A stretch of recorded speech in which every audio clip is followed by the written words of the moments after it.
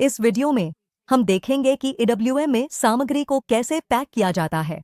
इसके लिए /n/SCWM/पैक ट्रांजैक्शन का उपयोग किया जाता है। अभी बताए गए ट्रांजैक्शन में हैंडलिंग यूनिट्स बनाई जाती हैं। एक हैंडलिंग यूनिट में पैक की गई सामग्री और एक पैकेजिंग मटेरियल शामिल होता है। पैकेजिंग मटेरियल उदाहरण के लिए एक यूरो पैलेट या एक कार्डबोर्ड बॉक्स हो सकता है।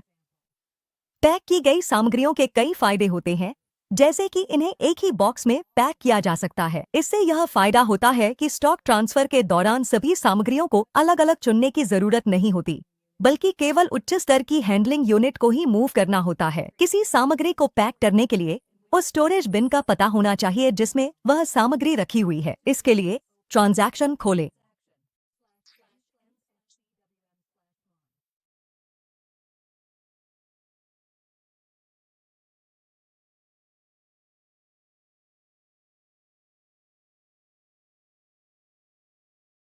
स्टॉक एंड बिन, स्टोरेज बिन के तहत फिजिकल स्टॉक पर क्लिक करें।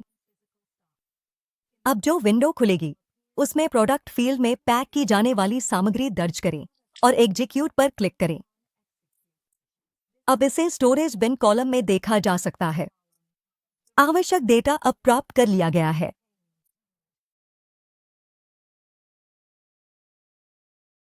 ट्रांजैक्शन /n/SCWM/पैक खोलें। फील्ड स्टोरेज बिन नंबर, वर्क सेंटर भरें। सामग्री को बाद में चयनित स्टोरेज बिन में पैक किया जाएगा। अब आप फिल्टर सेक्शन में कुछ विकल्पों के लिए फिल्टर कर सकते हैं। इस मामले में पहले से मिला हुआ स्टोरेज बिन ही पर्याप्त है। स्टोरेज बिन दर्ज करें और एग्जीक्यूट दबाएं। स्टोरेज बिन जिसमें संबंधित स्टॉक है जो अभी तक अनपैक्ड है, अब बाईं ओर के क्षेत्र में देखा जा सकता है। पैकेजिंग मटेरियल फील्ड में एक पैकेजिंग मटेरियल दर्ज करें। स्टोरेज बिन फील्ड में वह स्टोरेज बिन दर्ज करना होगा जिसमें हैंडलिंग यूनिट बनाई जानी है।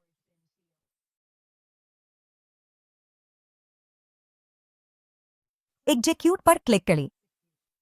पैकेजिंग मटेरियल अब बाईं ओर के क्षेत्र में दिखाई दे रहा है, लेकिन यह अभी भी खाली है। अब आप सामग्री को ड्रैग और ड्रॉप करके पैकेजिंग मटेरियल में डाल सकते हैं।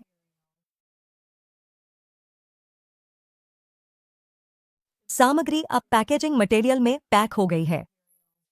सिस्टम टूलबार का उपयोग करके पैकेजिंग मटेरियल को फिर से खाली या डिलीट भी किया जा सकता है। पैकिंग के बाद सेव दबाएं। सामग्री अब पैक हो चुकी है और हैंडलिंग यूनिट बना दी गई है। आप लेनदेन में इनपुट डिवाइस के रूप में स्कैनर का भी उपयोग कर सकते हैं। अगर ऐसा है तो निम्नलिखित फील्ड्स को स्कैन किए गए बारकोड या QR कोड्स के माध्यम से भरा जा सकता है। यह खास तौर पर वेयरहाउस के माहौल में प्रासंगिक है, जहां बहुत सारा काम स्कैनर और MDE डिवाइस के साथ किया जाता है। इसके लिए रिपैक प्रोडक्ट टैब पर क्लिक करें। फ्रॉम हुबीन फील्ड में उस स्टोरेज बिन को भरें जिसमें प्रोडक्ट वर्तमान में रखा हुआ है। प्रोडक्ट फील्ड में सामग्री दर्ज करें। मात्रा फील्ड भरें। यहां पैक की जाने वाली मात्रा दर्ज की जाती है। टच यू फील्ड को खाली छोड़ा जा सकता है क्योंकि इस स्थिति में हैंडलिंग यूनिट नंबर अपने आप जनरेट हो जाता है। एक पैकेजिंग सामग्री और एक डेस्टिनेशन स्टोरेज बिन दर्ज करें।